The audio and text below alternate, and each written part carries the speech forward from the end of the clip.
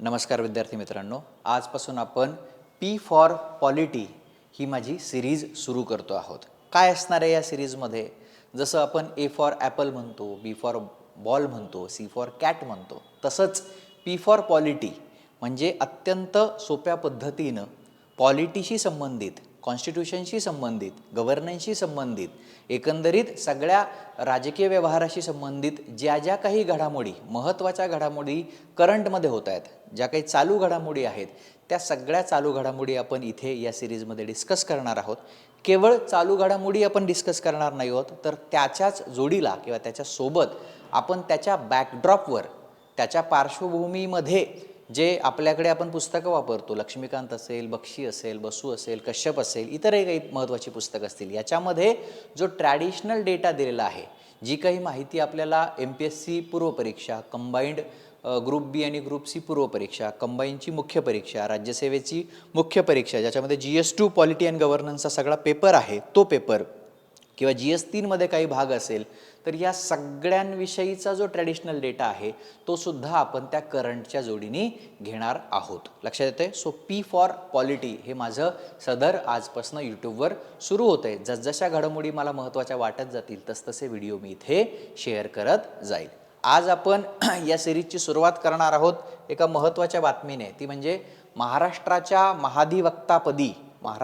महाधिवक्तापदी ज्येष्ठ वकील मिलिंद साठे यांची निवड जी काही आहे ती झालेली आहे. Advocate general of the state, advocate general of the state म्हणजे ही झाली करंटची तुमची बातमी की महाराष्ट्राचे जे महाधिवक्ता आहे त्या पदावरती आता मिलिंद साठे हे सिनियर लॉयर जे काही आहेत यांची निवड झालेली आहे. याच्या अगोदर आपले ॲडव्होकेट जनरल किंवा महाधिवक्ता कोण होते? तर वीरेंद्र सराफ किंवा इंग्रजीमध्ये काही ठिकाणी बिरेंद्र सराफ असंही सुद्धा ते स्पेलिंग तुम्हाला दिसू शकतं. ही झाली न्यूज, ही झाली आपली करंटची बातमी. म्हणजे आता आपल्याला करंटच्या दृष्टीने महत्त्वाचा प्रश्न कोणता की पुढीलपैकी कोणाची निवड डिसेंबर 2025 मध्ये महाराष्ट्राच्या महाधिवक्तापदी झालेली आहे? प्लेन फॅक्च्युअल प्रश्न. मग तिथे दिलं जाईल की बाबा वीरेंद्र सराफ आहेत, मिलिंद साठे आहेत, कुंभकोणी आहेत, कोण आहेत, आधीचे कोण लोक आणखी जे आहेत ते दिले जातील. सो मिलिंद साठे नाव आपल्या लक्षात आलं, फोटोग्राफ इथं लावलेला आहे. हा झाला आपला करंटचा मुद्दा. पुढे काय मी घेतलंय बघा, आपले जे मुख्यमंत्री आहेत देवेंद्र फडणवीस यांचं ट्विट जे आहे ते इथे मी मुद्दाम तसंच घेतलेलं आहे. टेक्स्ट जे आहे ते त्यांचं ट्विट घेतलंय की ॲट द सेम टाइम म्हणजे जे काही तुमचे आणखी गव्हर्नमेंटचे निर्णय आहेत, the state cabinet approved the appointment of Milind Sathe as the new advocate general of the state. आता याच्यामध्ये त्यांनी मराठीमध्ये अर्थ काय आहे की राज्याचं जे कॅबिनेट आहे त्यांनी मिलिंद साठे यांची महाराष्ट्राच्या महाधिवक्तापदी जी नेमणूक आहे ती अप्रूव्ह केलेली आहे. कोणी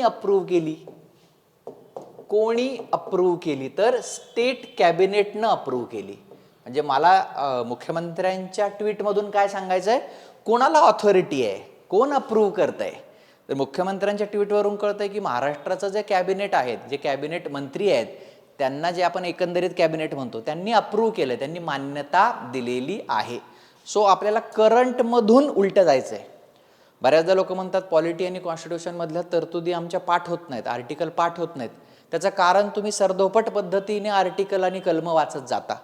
त्याचा करंटमध्ये रेफरन्स घेऊन जर आपण बॅकग्राऊंडला गेलो तर ते जास्त सोपं होतं. मी स्वतः असाच अभ्यास केलेला आहे की जे रोजच्या जीवनामध्ये घडतंय ते शोधायला पाहिजे. म्हणजे आता ते काहीतरी एक तुम्ही म्हटलं सेबीनी एक जे काही आहेत फिनान्शियल इन्फ्लुएन्सर आहेत त्यांच्यावरती ॲक्शन घेतलेली आहे. तर मग सेबी कोण आहे? Security and exchange board of India म्हणजे नेमकं कोण आहे? किंवा आता इंडिगो एअरलाईन्सचा मुद्दा सध्या गाजतोय, तर तिथे हे शोधायला पाहिजे की बाबा DGCA कोण आहे? Director general of civil aviation काय आहे? कुठली बॉडी आहे? काय करते ही बॉडी? तर पुढून मागे ज्याला आपण म्हणतो ना तसं जायला पाहिजे. नुसतं ते पाठ करून उपयोग होणार नाही. सो एक मुद्दे आपण पी फॉर पॉलिटीमध्ये घेणारच आहोत. सो स्टेट कॅबिनेट अप्रूव्ड असं जे त्यांनी म्हटलंय की कॅबिनेटनं अप्रूव्ह केलं, म्हणजे थोडक्यात इथं लक्षात आलं की ओके, अच्छा, महाधिवक्ता पदावरील व्यक्तीला इथून अप्रुव्हल काहीतरी अपॉइंटमेंटचं मिळालेलं आहे. मग आता याच्या अगोदरचे जे तुमचे ॲडव्होकेट जनरल होते बिरेंद्र सराफ, त्यांनी सप्टेंबर 2025 मध्ये राजीनामा दिलेला आहे. हा करंटचा डेटा आपण फक्त घेतोय. आणि पुढच्या स्लाइडमध्ये मी माहिती लिहिली आहे मिलिंद साठे यांची, जे सिनियर लॉयर आहेत, वरिष्ठ वकील आहेत, महाराष्ट्रातले नामवंत वकील आहेत. त्यांच्याविषयीची बेसिक माहिती इथे दिली आहे. काही आपल्याला करंटचा प्रश्न जो आहे तो तिथे सापडावा. 1982 मध्ये ही जॉईंड द बार, म्हणजे एका अर्थानं आपण वकिली किंवा तशा अर्थानं तो शब्द वापरू शकतो, बार काउन्सिल किंवा बार ज्याला आपण म्हणतो. 2005 मध्ये त्यांना बॉम्बे हायकोर्टाकडून सिनियर ॲडव्होकेट हे डेजिग्नेशन मिळालं. वरिष्ठ वकील ज्याला आपण म्हणतो, सिनियर ॲडव्होकेट हे डेजिग्नेशन 2005 मध्ये मिळालं. त्यांनी महाराष्ट्र शासन असेल, senior council for state of Maharashtra, महाराष्ट्राचं सरकार असेल किंवा महाराष्ट्र राज्य असेल, मुंबई महानगरपालिका असेल, इतर महत्त्वाच्या पब्लिक सेक्टरच्या अंडरटेकिंग्ज असतील, सार्वजनिक उपक्रम असतील, या सगळ्यांकरता सिनियर काउन्सिल एक वरिष्ठ वकील म्हणून काम पाहिलेलं आहे.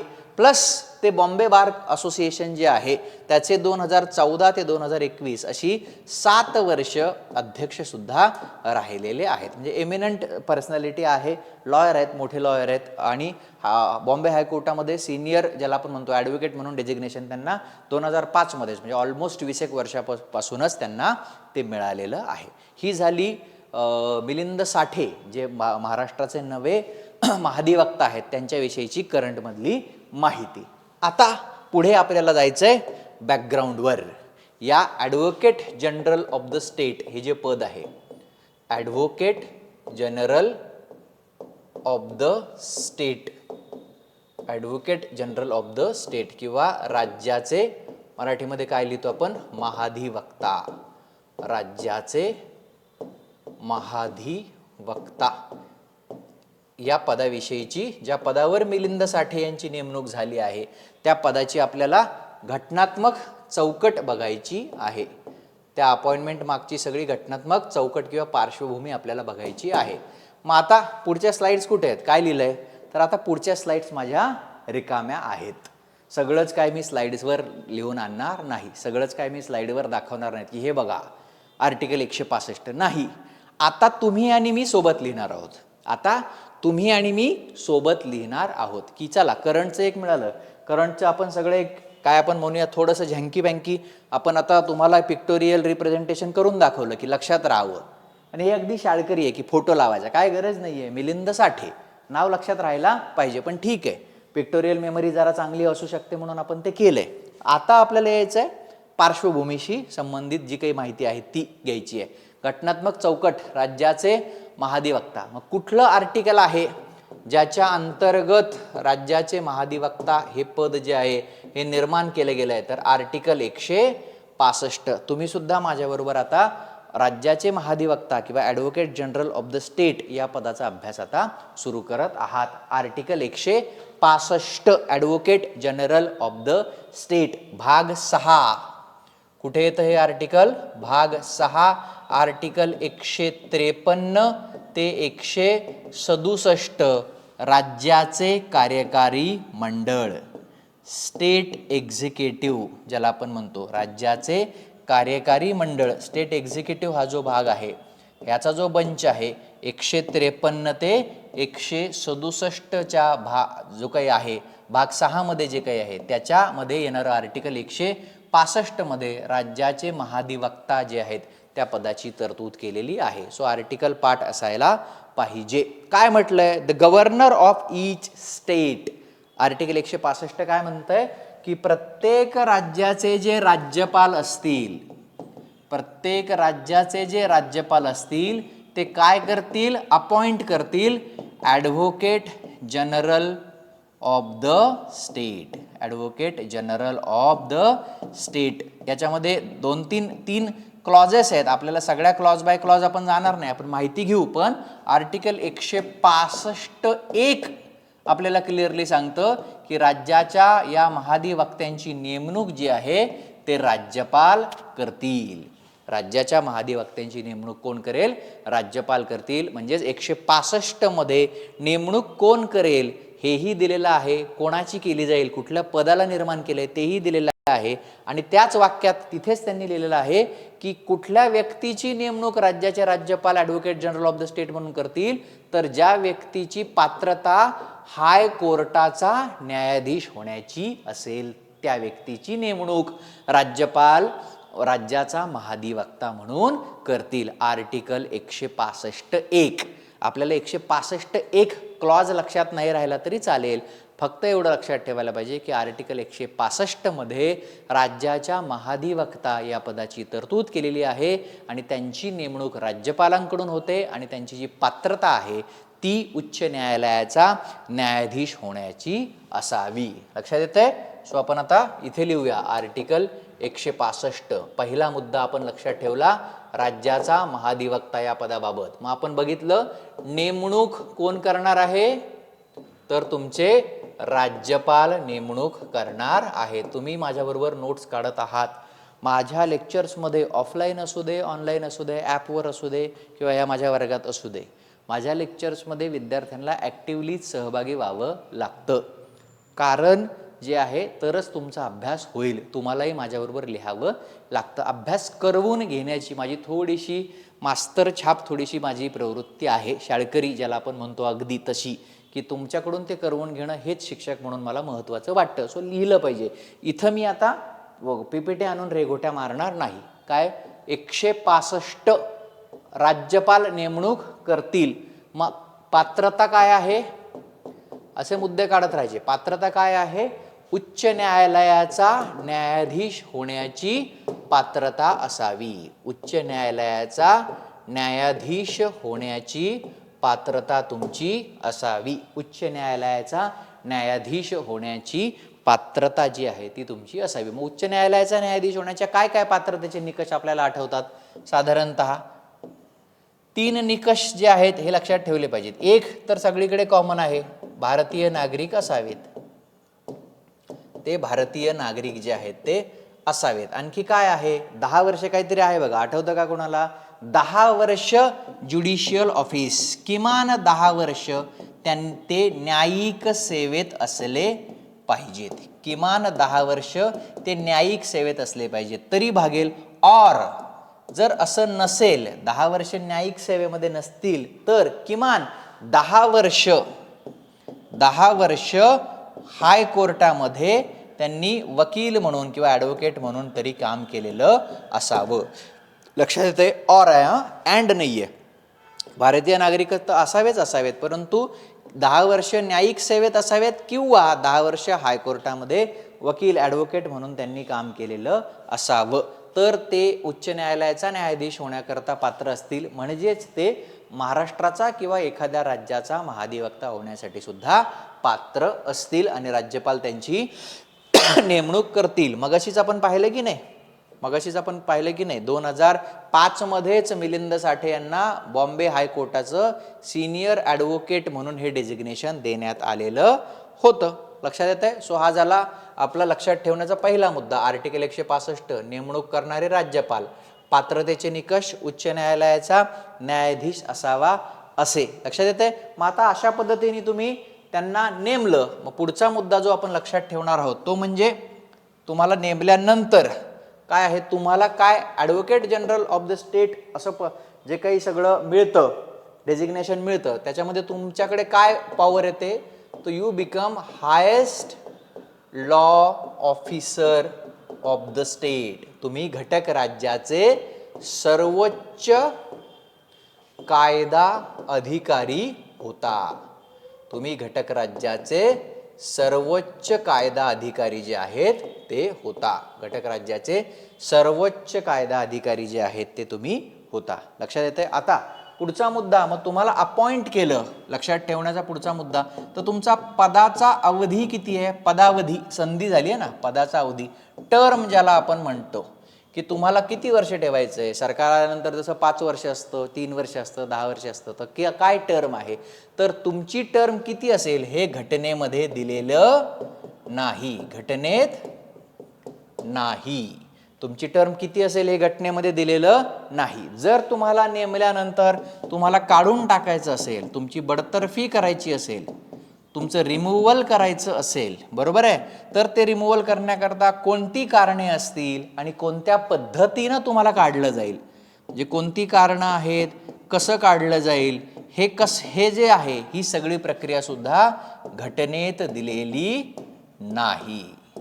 कसं काढलं जाईल आम्हाला माहीत नाही, कोणत्या कारणामुळे काढलं जाईल आम्ही लिहून देणार नाही, तुम्ही पदावर आल्यानंतर किती दिवस पदावधी राहील आम्ही देणार नाही. आणखी तिसरा मुद्दा, तुमचं मानधन, रेम्युनरेशन ज्याला आपण म्हणतो, मानधन जे काही आहे, रेम्युनरेशन जे आहे किती असेल, पगार किती असेल तुमचा, हे सुद्धा घटनेमध्ये दिलेलं नाही.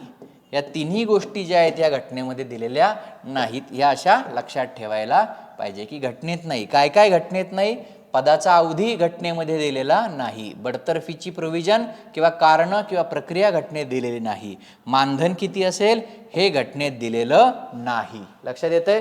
मग आता हे कोण ठरवणार की तुमचं काय काय आहे.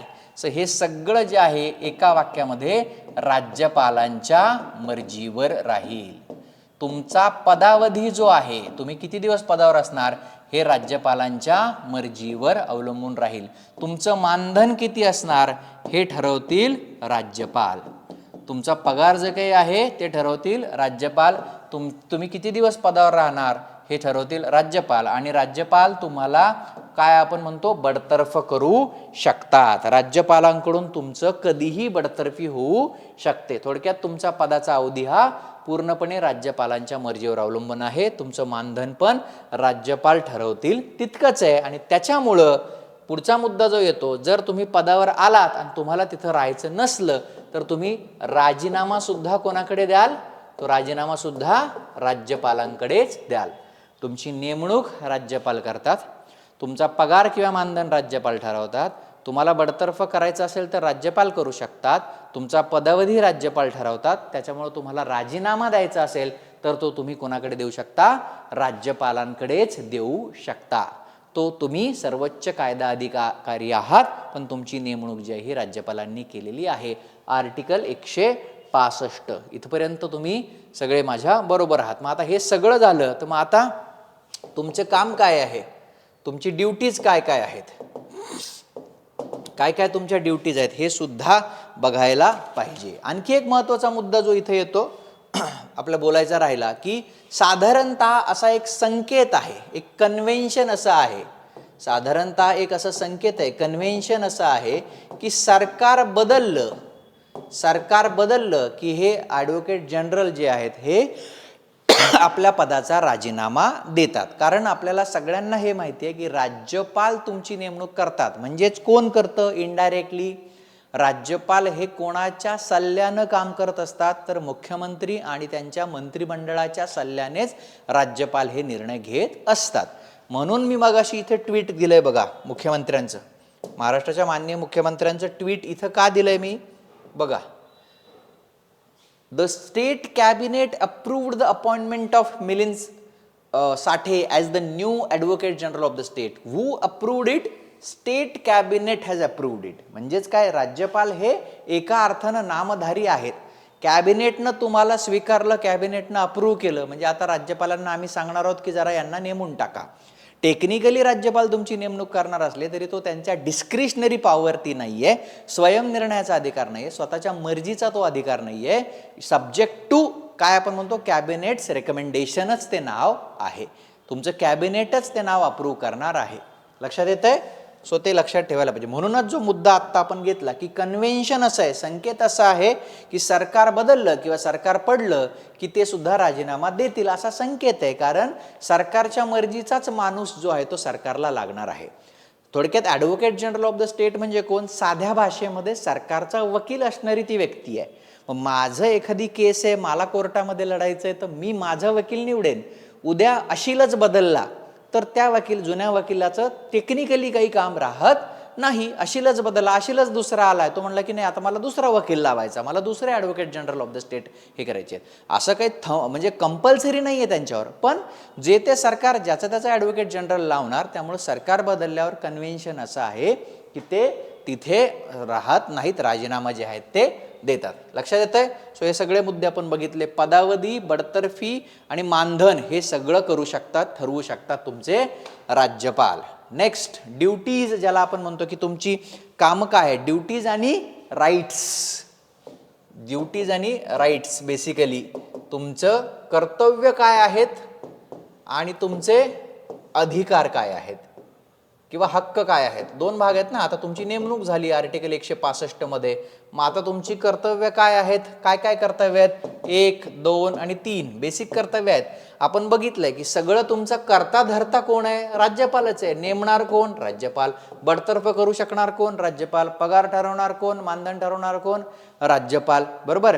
तुम्हाला कधीही पदावरून काढू शकणार राज्यपाल. राजीनामा तुम्ही कोणाकडे देता, राज्यपालांकडे. टर्म ठरवणार राज्यपाल. आणि मग आता याचा अर्थ काय, मग सगळ्यात महत्त्वाचं मग तुमच्या ड्युटीज काय येतील. पहिलीच ड्युटी तुमची आहे की राज्यपाल तुम्हाला जे काही मुद्दे रेफर करतील, राज्यपालांकडून जे काही मुद्दे रेफर होतील, अशा राज्यपालांनी रेफर केलेल्या सर्व लीगल बाबींमध्ये, सर्व कायदेशीर बाबींमध्ये राज्य शासनाला जे काही आहे ते ॲडवाईस देणे, सल्ला देणे. राज्यपाल जे जे मुद्दे तुम्हाला, जे कायदेशीर मुद्दे तुम्हाला रेफर करतील, जे सांगतील, त्या मुद्द्यांच्या बाबतीत राज्य सरकारला सल्ला देणे. नेक्स्ट, आणखी काय मुद्दा आहे, राज्यपालांनी, पुन्हा तोच शब्द येतो, राज्यपालांनी इतर लीगल बाबतीत जी काही कामं तुम्हाला दिलेली असतील, इतर लीगल बाबतीत दिलेली जी इतर कर्तव्य असतील, जी काही असतील, ती सर्व पार पाडणे. आणि तिसरा मुद्दा, ह्याच्या व्यतिरिक्त भारताची घटना असेल किंवा तुमच्या विधिमंडळानं किंवा यांनी केलेले काही कायदे असतील, या घटनेतल्या तरतुदींमुळे किंवा कायद्यांमुळे ज्या काही ड्युटीज तुम्हाला कराव्या लागतील, ती सगळी कर्तव्य पार पाडणे. ही झाली 3 कर्तव्य. राज्यपालांनी रेफर केलेल्या लीगल बाबतीत राज्य सरकारला सल्ला देणे, राज्यपालांनी इतर जी काही लीगल सगळी कर्तव्य करायला लावली असतील ती करणे, आणि कॉन्स्टिट्यूशन आणि लॉज याच्यामधून आलेली इतर कार्य जी आहेत ही पार पाडणे. ही 3 बेसिक ज्या गोष्टी आहेत ह्या तुमच्या ड्युटीजमध्ये येतात. मग आता तुमचे राईट्स काय आहेत. आता राईट्सच्या बाबतीत म्हटलं तर आपल्याला 2 महत्त्वाचे आर्टिकल जे आहेत हे इथे बघावे लागतात. 177 आणि 194. 177 आणि 194 ही पाठ करून ठेवायची आहेत. सुरुवातीला आपण बघितलं ते 165, 165 बघितलं. आता 177 आणि 194 आपण बघणार आहोत. आपण काय बघतो, ॲडव्होकेट जनरल या पोस्टचे अधिकार आपण बघतो. काय 177, 177 याच्यामध्ये काय म्हटलेलं आहे, जे तुमचे राज्य शासनाचे जे मंत्री आहेत ना, मिनिस्टर्स आहेत, प्लस तुमचे जे राज्याचे महाधिवक्ता आहेत. आर्टिकल एक्झॅक्टली काय म्हणतात ते आपण बघूया, की राज्याचे जे मंत्री आहेत आणि राज्याचे जे महाधिवक्ता आहेत यांचे विधिमंडळाशी संबंधित असणारे जे हक्क आहेत ते आर्टिकल 177 मध्ये दिलेले आहेत. मी बोलत असतानाच लिहून घ्यायचं आहे. 177 मध्ये घटक राज्याचे, राज्य शासनाचे जे मंत्री आहेत, मिनिस्टर्स, आणि तुमचे जे राज्याचे महाधिवक्ता, advocate general of the state, यांचे राज्य विधिमंडळाशी संबंधित असणारे अधिकार आहेत. कुठले अधिकार आहेत मग, मंत्री आणि ॲडव्होकेट जनरल किंवा महाधिवक्ता यांना विधिमंडळांच्या दोन्ही सभागृहांमध्ये, म्हणजे जिथे विधान परिषद आहे तिथे, जिथे नसेल तिथे फक्त विधानसभेमध्ये, विधिमंडळाच्या दोन्ही सभागृहांमध्ये उपस्थित राहण्याचा अधिकार आहे. त्याचबरोबर ज्या विधिमंडळाच्या समितीचा भाग ते असतील त्या समितीमध्ये उपस्थित राहण्याचा अधिकार आहे. त्याचबरोबर या दोन्ही ठिकाणी त्यांना बोलण्याचा अधिकार आहे, राईट टू स्पीक आहे, राईट टू बी प्रेझेंट आहे. फक्त त्यांना या आर्टिकल अन्वये राईट टू वोट, मतदानाचा अधिकार मात्र प्राप्त होत नाही. By virtue of this article मतदानाचा अधिकार नाही. मतदान जर त्यांना करायचं असेल तर समजा त्या मंत्री त्या सभागृहाचे सदस्य असतील आमदार म्हणून, तर त्या सदस्याच्या याच्यातनं त्यांना मिळू शकेल. पण article 177 in itself, by virtue of itself, doesn't give them the right to vote. So 177 मध्ये काय आहे, साध्या शब्दात 177 मध्ये मंत्री आणि महाधिवक्ता यांचे विधिमंडळाच्या सभागृहामधले विशेषाधिकार किंवा अधिकार येतात. साध्या शब्दात आर्टिकल 177 अन्वये राज्याच्या महाधिवक्त्यांना विधिमंडळांच्या दोन्ही सभागृहांमध्ये किंवा समितीमध्ये उपस्थित राहण्याचा आणि बोलण्याचा अधिकार प्राप्त होतो. पण वोटिंगचा मतदानाचा अधिकार मिळत नाही. हे झालं तुमचे 177. आणि 194 काय आहे? 194 काय आहे की तुमचे विधिमंडळ जे आहे, बेसिकला जायचं, विधिमंडळ आहे तुमचं, त्याच्यानंतर विधिमंडळाच्या समित्या आहेत, ठीक आहे, विधिमंडळ आहे, विधिमंडळाच्या समित्या आहेत, किंवा विधिमंडळाचे जे सदस्य आहेत, विधिमंडळाचे जे सदस्य आहेत, जे तिथले मेंबर आहेत, या सगळ्यांना असणारे विशेष अधिकार जे आहेत हे आर्टिकल 174 मध्ये दिले, 194 मध्ये दिलेले आहेत. 194 मध्ये विधिमंडळाचे सगळे विशेष अधिकार आहेत. मग हे विशेष अधिकार काय काय आहेत की तुम्ही इथं, तुम्हाला freedom of speech and expression आहे, तुम्ही इथे बोलू शकता, काहीही बोलू शकतात, याच्यावरती पुढे कारवाई होणार नाही, किंवा इथे जे तुम्ही वोटिंग कराल, काही इथे वक्तव्य कराल, तर ह्याच्यामध्ये ज्याला आपण कोर्ट ऑफ लॉ ज्याला आपण म्हणतो की तिथे त्याची लीगल लायबिलिटी काही तुमच्यावरती येणार नाही, वगैरे वगैरे असे विशेष अधिकार त्या सदस्यांना तिथे असतात.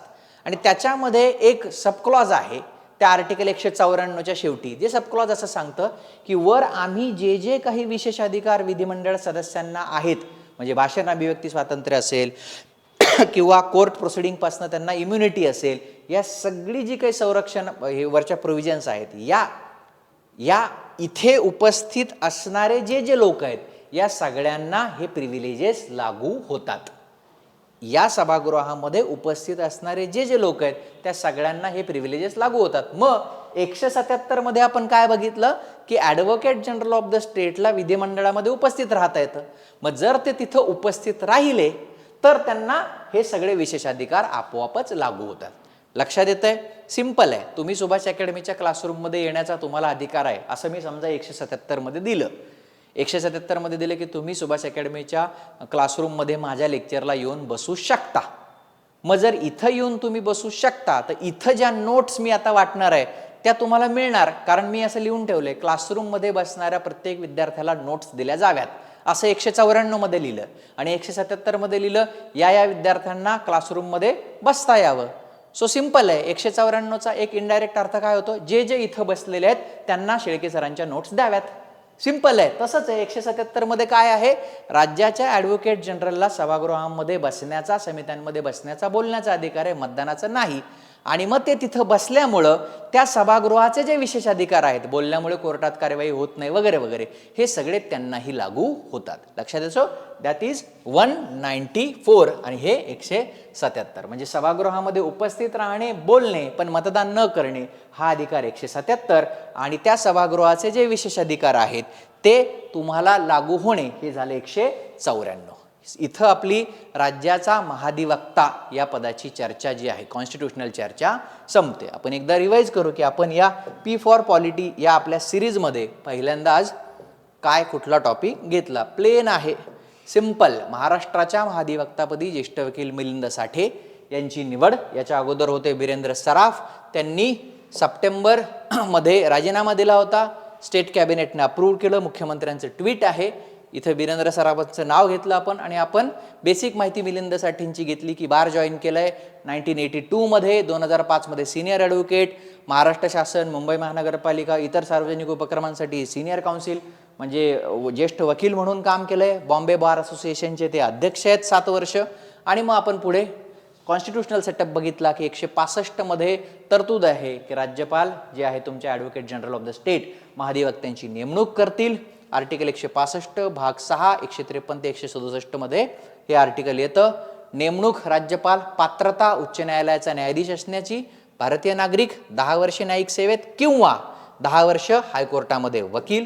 त्याच्यानंतर आपण बघितलं पदावधी ठरवण्याचा अधिकार राज्यपालांना, बडतर्फी करण्याचा अधिकार राज्यपालांना, मानधन ठरवण्याचा अधिकार राज्यपालांना, त्यामुळे राजीनामा पण ते देतील राज्यपालांकडे. पुढे आपण बघितलं ड्युटीज, राज्यपाल जे लीगल मॅटर्स तुमच्याकडे देतील त्याविषयी सरकारला सल्ला देणे, इतर लीगल बाबतीत राज्यपालांनी सांगितलेली कर्तव्य पार पाडणे, भारताची घटना आणि कायद्यांमुळे निर्माण झालेले किंवा तयार झालेली कर्तव्य पार पाडणे. आणि अधिकारांमध्ये आपण 2 आर्टिकल बघितली. आर्टिकल 177 177 आणि 194. या 177 नुसार तुम्हाला सभागृहामध्ये उपस्थित राहणे, सभागृहामध्ये बोलणे, हा अधिकार प्राप्त होतो, तर 194 मुळे तुम्हाला सभागृहाचे विशेष अधिकार जे आहेत ते लागू होतात, की तुम्ही काही बोललात, काही तिथे ऍक्ट केलं तरी देखील तुमच्यावरती तुम्हाला काही प्रोटेक्शन तिथे मिळतं. सो आपण 3 आर्टिकल जी आहेत ही इथं बघितलेली आहेत, 165, 177 आणि 194. राज्याचा महाधिवक्ता. सेम जर तुम्ही बघितलं ॲनालॉगस याला गेलेत, सेम जर तुम्ही गेले तर आपल्याकडे भारताचा महान्यायवादी असं सुद्धा एक पद आहे, अटर्नी जनरल ऑफ इंडिया. आठवतं का? तर हे 165च तिकडे जे येतं त्याच्याशी संबंधित येतं 76. लक्षात आहे? 177 जे आहे त्याच्याशी संबंधित येतं तुमचं तिकडे 88 आणि 194 जे आहे त्याच्याशी संबंधित येतं वर तुमचं 105. लक्षात येतंय? सो इथं 76 मध्ये भारताचे महान्यायवादी, 165 मध्ये राज्याचे महाधिवक्ता, 177 मध्ये विधिमंडळामध्ये महाधिवक्त्यांना बोलण्याचा आणि उपस्थित राहण्याचा हक्क, तर 88 मध्ये भारताच्या अटर्नी जनरल ऑफ इंडिया जे आहेत त्यांना संसदेच्या सभागृहांमध्ये उपस्थित राहणे आणि बोलण्याचा हक्क. 194 मध्ये विधिमंडळाचे विशेषाधिकार राज्याच्या महाधिवक्त्यांना लागू होतात, तर 105 नुसार त्या संसदेच्या सभागृहांचे विशेषाधिकार भारताच्या महान्यायवाद्यांना लागू होतात. आणि जिथे जिथे राज्यपाल हा शब्द आहे तिकडे राष्ट्रपती हा शब्द येतो, की नेमणूक आहे, बडतर्फी आहे, मानधन आहे, टर्म आहे, आणि इकडे राज्यपाल हा शब्द येतो. आणि इथे तुमचे महाधिवक्ता आहेत राज्याचे आणि तिकडे तुमचे भारताचे महान्यायवादी आहेत. संपलं. मिलिंद साठेंच्या नेमणुकीच्या निमित्तानं आपण advocate general of the state पण संपवलं आणि attorney general of the state पण संपवलं. बोलता बोलता 2 पानात, 2 A4 पानामध्ये तुमची नोट तयार झाली, संपलं. किती वेळा प्रश्न येऊ द्या ना आता. कंबाईन पूर्वला येऊ द्या, ग्रुप बी पूर्वला येऊ द्या, ग्रुप सी पूर्वला येऊ द्या, येणाऱ्या राज्यसेवेच्या पूर्वपरीक्षेला येऊ द्या किंवा मुख्य परीक्षेला येऊ द्या, किंवा याच्यावर GS2 मध्ये मोठा प्रश्न लिहायला येऊ द्या. कॉन्सेप्ट क्लिअर आहे, डेटा क्लिअर आहे, फॅक्ट क्लिअर आहे, नोट्स क्लिअर आहे. आता कशाला सर कोणतं पुस्तक घेऊ? अरे कशाला पुस्तक घेताय? हे सांगितलेलं आहे, हे लिहा, झालं ना. नोट्सची काय गरज आहे? माझे अनेक विद्यार्थी आहेत, तुम्ही विचारा, अधिकारी झालेल्या विद्यार्थ्यांना विचारा, अनेक विद्यार्थी आहेत की त्यांनी, मी सरांच्या नोट्सच फक्त वाचतो तेवढं, कारण मी सगळ्यात 4 पुस्तकांमधलं हे बोलतोय, होऊन जातं. तुम्ही तेच ओव्हरलॅप करत असाल तर तुमचा वेळ वाया जाईल. तुमचा प्रॉब्लेम काय होतोय माहिती आहे का? अनेक लोक आळशी असतात आणि ते शॉर्टकट काहीतरी घ्यायला बघतात, की नाही मी पुस्तक सांगा, मला लिहायचा कंटाळा आहे, मी फक्त असं काहीतरी हे बघत बसतो. नाही, पेन कागद घेतल्याशिवाय माझ्या लेक्चरला बसायचंच नाही. कारण तेवढा वेळ तुम्ही जर माझ्यामध्ये इन्व्हेस्ट केला, माझा व्हिडिओ बघण्यामध्ये इन्व्हेस्ट केला, तर त्याच्यामध्ये तुमच्या हातात काहीतरी लागलं पाहिजे, काहीतरी असं सबस्टॅन्शियल ठोस हातामध्ये नोट तुमच्या मिळाली पाहिजे. P फॉर पॉलिटी हे सदर मी याच्यासाठी सुरू केलं आहे की करंटमध्ये जे जे होईल त्याच्या बॅकड्रॉपला जे जे काही आहे ते सगळं मी इथे बोलेन, जेवढा मला वेळ मिळतोय, जसा मला वेळ मिळतोय त्याच्यामध्ये आपण हे सगळं कव्हर करत जाऊया. काही मोठमोठे इश्यू पण असतील, पब्लिक सेफ्टी सगळं ते जे बिल आहे त्याच्यावरही आपण बोलणार आहोत, मोठा व्हिडिओ त्याच्यावर होईल. सो P फॉर पॉलिटी आजपासून आपण सुरुवात केली आहे. सगळ्या परीक्षांकरता हा उपक्रम उपयुक्त ठरेल अशी मी आशा व्यक्त करतो. धन्यवाद.